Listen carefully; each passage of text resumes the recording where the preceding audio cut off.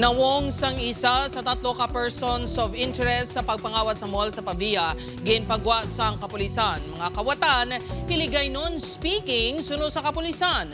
Si Kim Salinas nakatuto.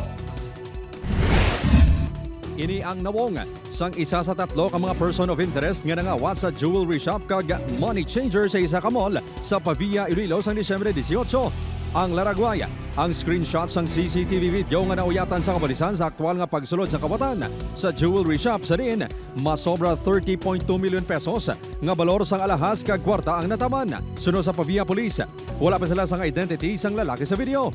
Amo man, sa duwa pa sini kaupod nga nakuhaan man sa CCTV, apang dulom ang video. Sa piyak sini, may ara kita sa rin nakuha nga CCTV sa may money exchange o money changer nga isa sa ging burglarize Manila. So may audio to sir, no?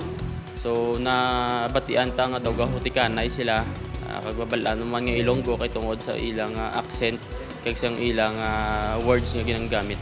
ginpayag sa kapulisan nga may isa ka concerned citizen nga nagtanyag sang 50,000 pesos reward money sa makahatag impormasyon sa mga kawatan.